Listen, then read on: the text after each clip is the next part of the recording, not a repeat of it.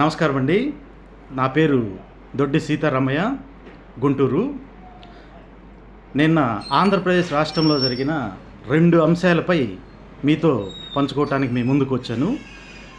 ఒకటి, దేశ చరిత్రలోనే మొట్టమొదటిసారి రాష్ట్ర బడ్జెట్ ప్రవేశపెడుతుంటే అసెంబ్లీలో పాలకపక్షం తప్ప ప్రతిపక్షం ఒక్క ఎమ్మెల్యే కూడా లేకుండా బడ్జెట్ ప్రవేశపెట్టిన సందర్భం దేశ చరిత్రలో ఇదే మొదటిసారి అని నేను భావిస్తున్నాను. అలా అని చెప్పని రాష్ట్రంలో ప్రతిపక్ష పార్టీ లేదా అంటే ఉంది. వైఎస్ఆర్సీపీ ఉంది. 11 మంది ఎమ్మెల్యేలు ఉన్నారు. 40% మంది ఓట్లు వేసి వాళ్ళని గెలిపించారు.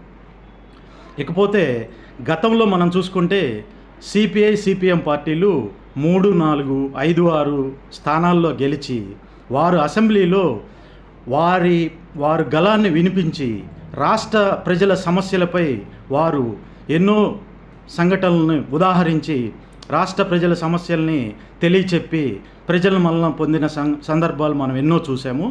అలానే ఒక ఉదాహరణ చెప్పదలుచుకున్నాను.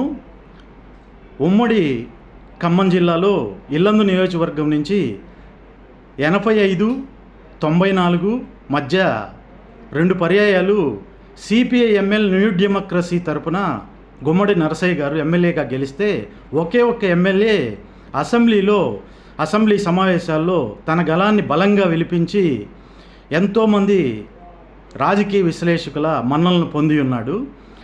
ఆయన ప్రసంగం కోసం రాజకీయ విశ్లేషకులే కాకుండా మీడియా ఎంతో ఆతృతగా ఎదురుచూసేది. ఒక వర్గం ప్రజలు ఆయన ప్రసంగం కోసం ఆయన ప్రసంగం కోసం ఎదురు చూసేవాళ్ళు. అలాంటి సందర్భాన్ని మనము ఆంధ్రప్రదేశ్ చరిత్రలో చూసి ఉన్నాము. అయితే జగన్మోహన్ రెడ్డి గారు ఈ విషయంలో ఆయన చారిత్రాత్మక తప్పిదం చేస్తున్నాడని మాత్రం నేను మీకు చెప్పదలుచుకున్నాను. ఇకపోతే జగన్మోహన్ రెడ్డి గారికి అసెంబ్లీ హాజరు కాకపోవటంపై నా మొదటి అంశము. జగన్మోహన్ రెడ్డి గారు, మీరు పాలకపక్షం నాకు ప్రతిపక్ష హోదా ఇవ్వలేదు, మైక్ ఇవ్వరు అని చెప్పని అసెంబ్లీకి వెళ్ళట్లేదని మీరు చెప్పటం జరిగింది. నేను ఒకటే అడుగుతున్నాను, మీకు ప్రతిపక్ష హోదా ప్రజలు ఇవ్వాల? ప్రజలు మీకు ప్రతిపక్ష హోదా ఇవ్వలేదు, మీరు అది గ్రహించండి.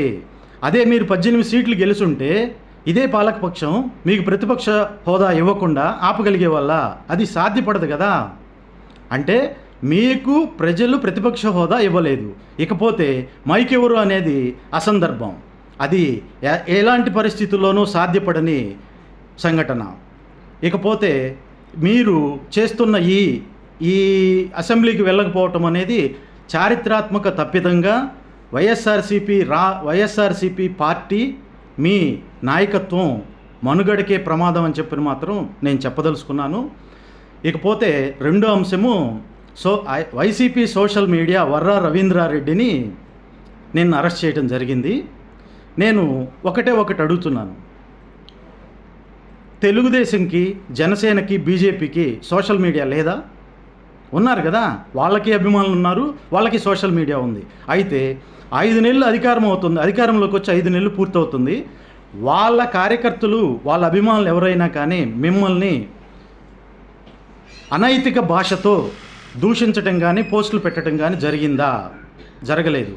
దానికి కారణం వాళ్ళ అధినాయకత్వం వాళ్ళని కట్టడి చేసి మీరు ఎట్టి పరిస్థితుల్లోనూ వ్యక్తిగత దోషణలు, అసభ్యకరమైన పదజాలాలు వాడినచో క్రమశిక్షణా చర్యకు బాధ్యులవుతారని చెప్పటం జరిగింది.